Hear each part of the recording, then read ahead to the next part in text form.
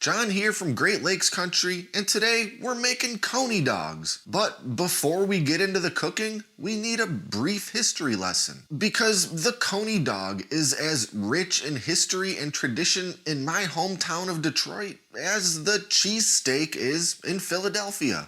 In most of southeast Michigan, you can't go more than about 5 miles in any direction before hitting at least one of these little restaurants that we simply call a Coney Island. Think of a simple diner that features all of the short order basics like breakfast foods, sandwiches, and all manner of deep fried goodness. And, of course, the namesake of the entire joint, a Coney dog. Coney dogs, which many people might erroneously call a chili dog, became popular in specific parts of Michigan, Ohio, and New York in the early 1900s, and are believed to have been created and popularized by immigrants from Greece and Macedonia.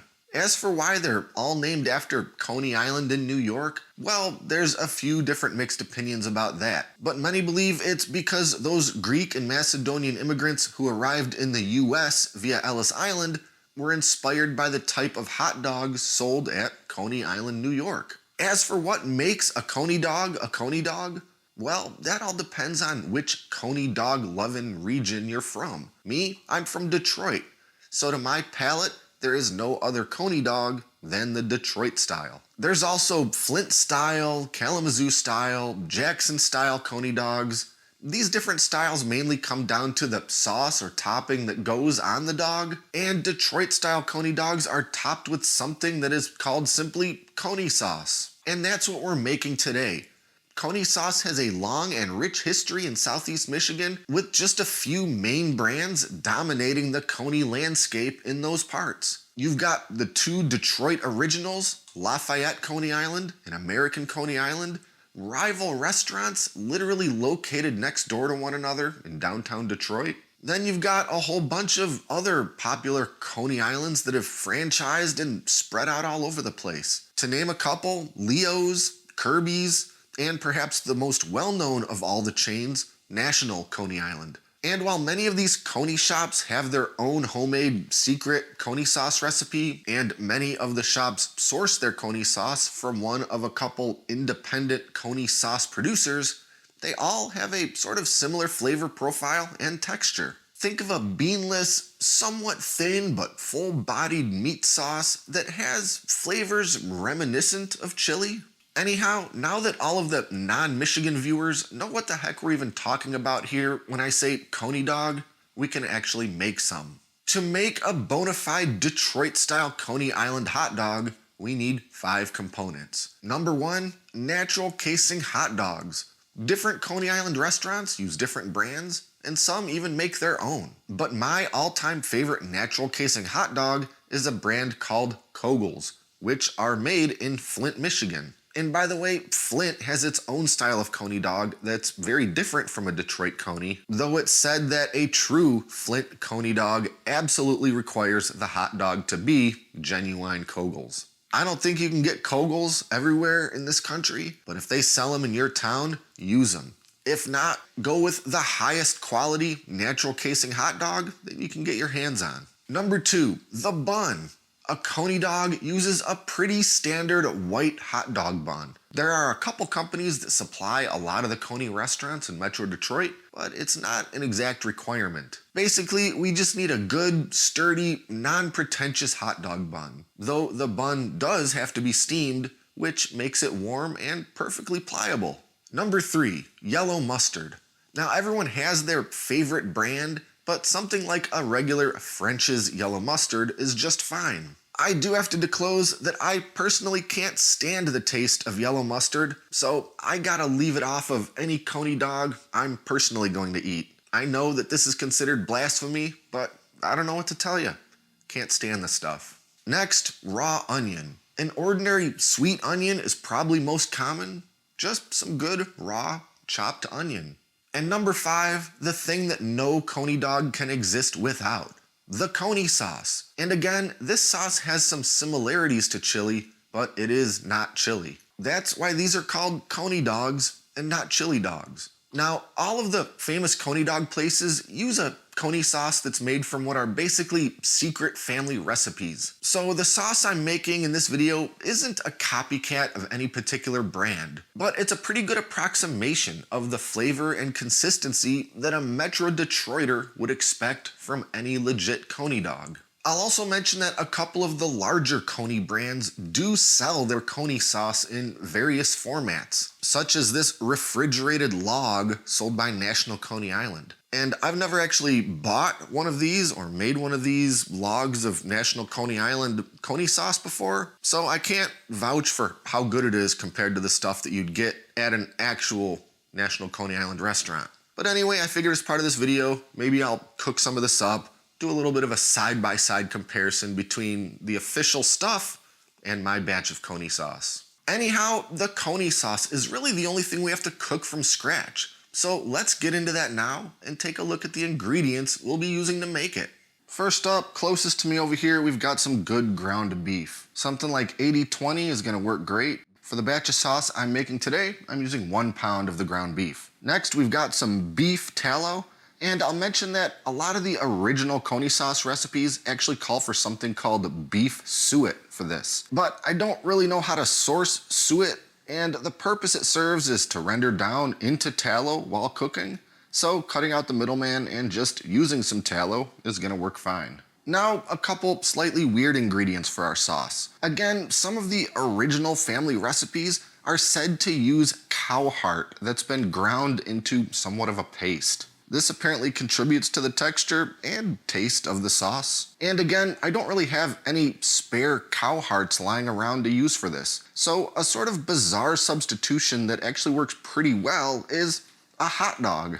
More on that in a couple minutes. Next, we need a thickening agent. And rather than using, say, flour or cornmeal, we'll be using some crushed up saltine crackers. I know, it's a bit unusual, but hey, I didn't come up with it.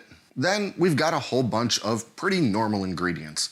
Tomato paste, a little bit of white vinegar, some beef stock, sugar, chili powder, paprika, garlic powder, onion powder, cumin, turmeric, black pepper, and kosher salt. And don't worry about the quantities and measurements. If you want to try making all of this for yourself, I'll have the full written out recipe and a link in the video description below.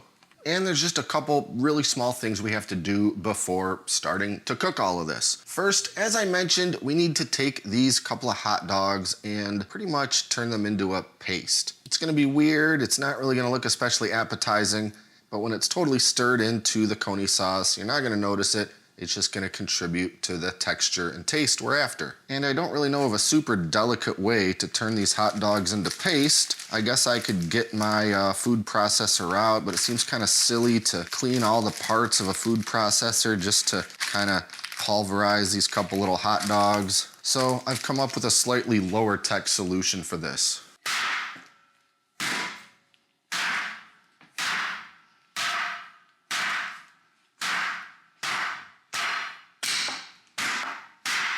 And I'd call that hot dog paste if I've ever seen it.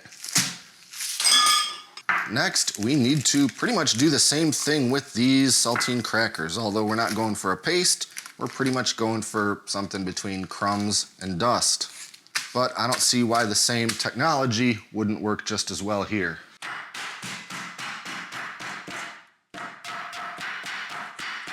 And there we have it, 5 crushed up saltines. All right, let's start cooking. So over about, we'll say medium-high heat, I'm gonna get my great big deep cast iron skillet heating up. If you don't have a really deep big skillet like this, something like a Dutch oven works great. Otherwise, use some kind of large, heavy bottomed pot or skillet or pan that's gonna be able to hold all of these ingredients. And while that's heating up, we'll get our beef tallow added into the pan so it can start melting down. And by the way, while that tallow's heating up, I'll mention that sometimes people ask me, how come YouTube cooking channel guys often use these portable countertop catering style burners for their videos? And I don't always use this thing, but I will admit that it is very convenient. Because I've got my camera and tripod and lighting and all the other things that are necessary to make a halfway decent YouTube video all set up and pointing at the counter. And when I use my actual kitchen stove to shoot some video of cooking stuff, I've pretty much got to relocate a bunch of that stuff over to the other side of the kitchen and then, of course, move it right all back to the counter when I resume that part of the video. So the short answer is it's laziness. By putting a little burner right here on the counter that I can get out of the way when I'm done with it, I can avoid having to rearrange and readjust and relocate a bunch of video equipment. Anyway, in goes our ground beef along with that mashed up hot dog.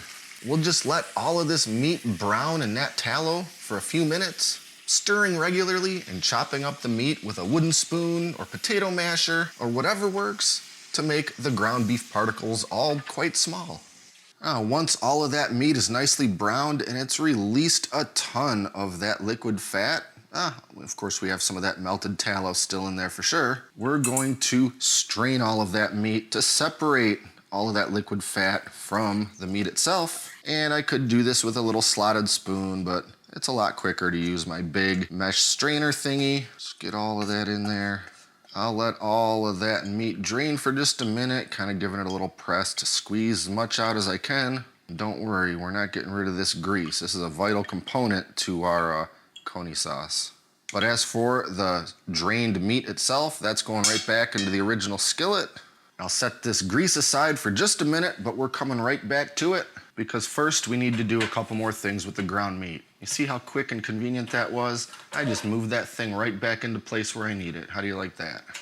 Get the heat on again, pretty low, medium low I guess. And into the meat we're going to stir in our tomato paste and our white vinegar. Just get it all totally mixed in and incorporated.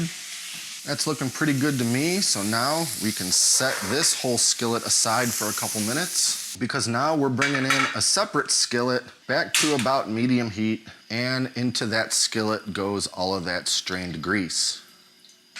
And when that grease is good and hot, we're gonna start gradually stirring in those crushed up crackers, just a little bit at a time. We're gonna try to turn all of this grease into a bit of a paste. It'll be sort of like a roux. Yeah, we're looking for something along the lines of this. Not quite a paste, but almost. And depending on how much grease releases from your ground meat, you may need to add a little bit more than 5 crackers. I ended up putting about another 3 in here, and I think I could have done a better job crushing those 3 up, but that's not really gonna matter when this all gets mixed in anyway. So that's looking pretty good to me. So we're gonna get our ground meat with tomato paste and vinegar back in here. And we're back on about medium heat, and I'm just going to stir in all of that crackery paste. Get that all mixed in there into the beef, those mashed up hot dogs.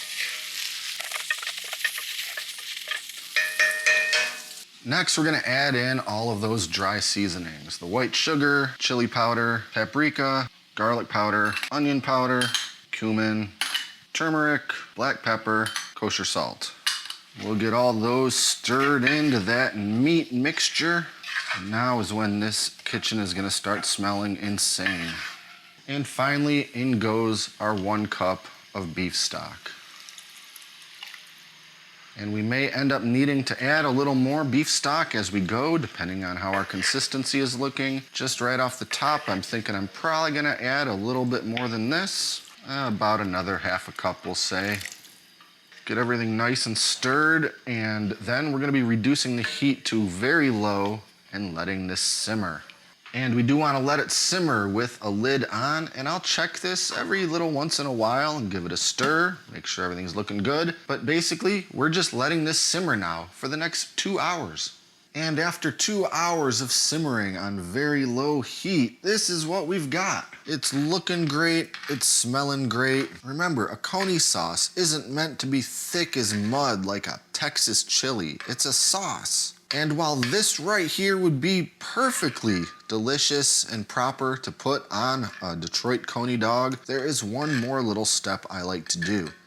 And that's to take a little bit of the sauce out of this pan, maybe about a cup of the sauce, and transfer it into some kind of other container, such as my glass Pyrex measuring cup. And we're gonna hit it with an immersion blender and make it pretty smooth. Then I'll just add that right back into the rest of it. Remember, this is as much about getting the proper texture as it is the flavor. As I mix that all in there, it's going to get a little bit smoother. The texture is going to resemble just that much more like a proper Coney Dog sauce. And that right there is what I consider to be about the most perfect Coney sauce that I could possibly make at home without knowing the original secret family recipes. Now our Coney sauce is done and we can finally start making a couple actual Coney dogs. And as I mentioned, we definitely need to chop up some raw sweet onion for these Coney dogs. Nothing too crazy here, just get a regulation onion chopped up into some small pieces. I do like to do a bit of a fine chop rather than some great big old pieces because we are sort of sprinkling these over top of something else rather than mixing them all in and cooking them down. So I will chop them a little bit on the fine side. Next, we gotta cook the hot dogs.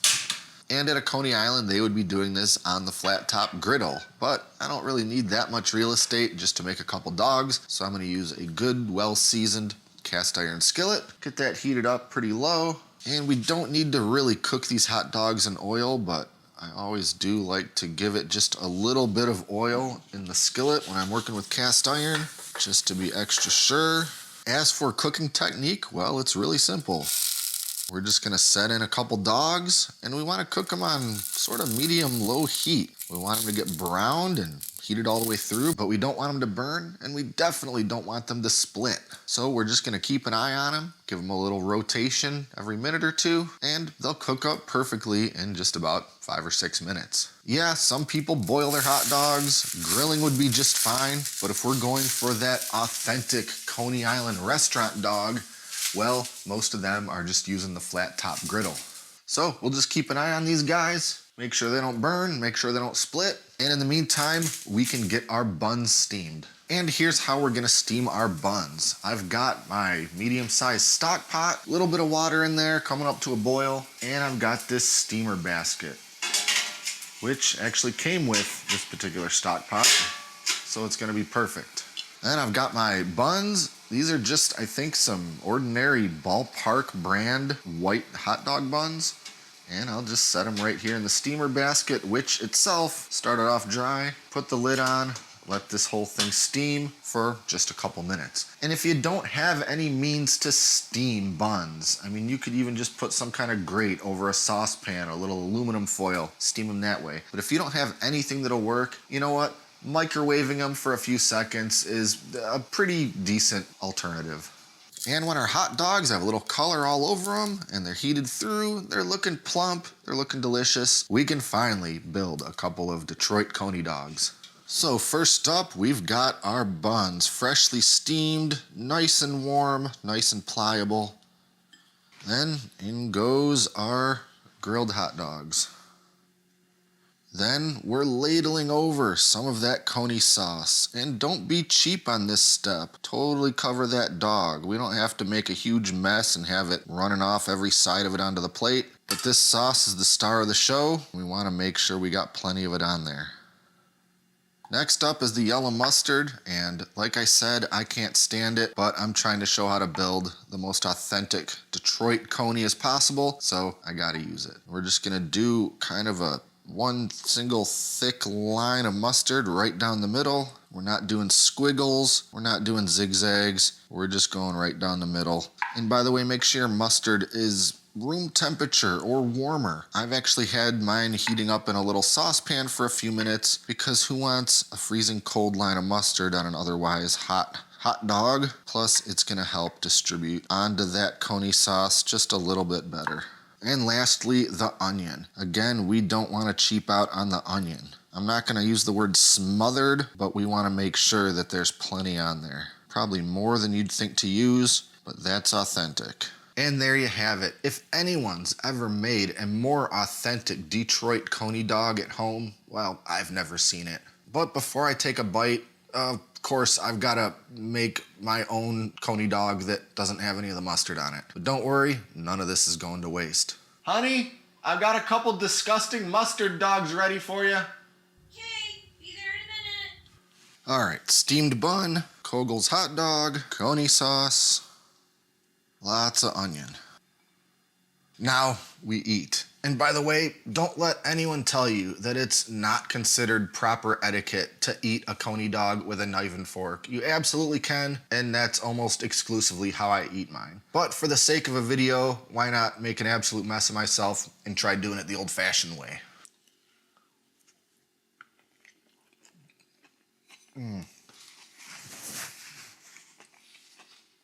Wow, it does not get any better than that. It just tastes like home to me. You go to any Coney Island joint in all of southeastern Michigan, and you can expect to get a Coney dog that tastes almost exactly like this.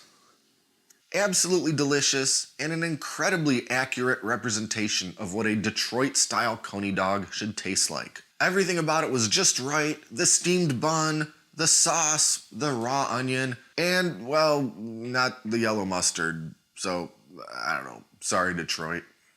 And you know what? Just for posterity's sake, why don't we go ahead and cook up this log of National Coney Island brand Coney sauce. And according to the directions, we just gotta throw this into a skillet, and I gotta tell you, that is looking pretty dense. So much so, I don't even know how to squeeze this out of here. Probably should have done this a different way. Wow, that is dry and crumbly. And per the directions on the back, it says to add 3/4 of a cup of water, or more or less, depending on your personal preference for consistency, but I think we should stick pretty closely to the directions. And as this starts to heat up, I need to just stir this stuff into the water, let it cook away for a little bit until it's all, I guess, incorporated. And I gotta tell you, it does not look especially appetizing yet. So let me give this a few minutes on the heat, keep stirring it, and see what we end up with. All right, we've got our hot dog grilled up, our bun steamed. Let's try out one of these National dogs. Well, I gotta tell you, the smell is about on point, but that sure looks a little less appetizing than the homemade stuff that I put together. We gotta try it out to find out for sure how it stacks up. And to compare side by side real quick with our homemade dogs and our National Coney Island version, well, my homemade stuff definitely has a bit of a deeper red color to it. It smells quite a bit more pungent, which I think is a good thing. I guess that National sauce looks about on par with what I'd get at a National Coney Island restaurant, but we gotta find out how it tastes. You know what? If that was the first and only Coney sauce that I tried today, and for some reason I was making a video just taste testing National's refrigerated log of store-bought sauce, I'd say that that tastes perfectly fine. But stacking it up against my homemade sauce, there is just no comparison. I prefer the homemade by a mile. There's more flavor.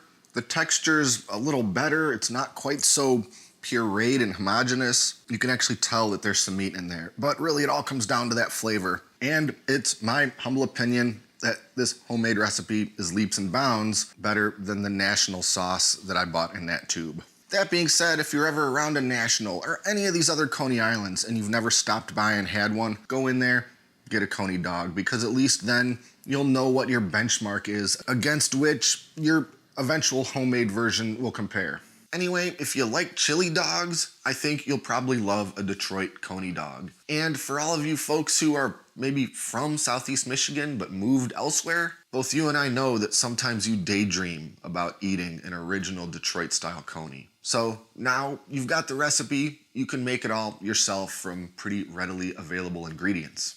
And again, if you want to see the exact recipe and method that I use to make this Detroit-style Coney dog sauce, check out the video description below and I'll have a link to the full written out recipe there. In the meantime, be sure to like and subscribe and stay up to date with all our latest stuff, including future cooking and regional food videos.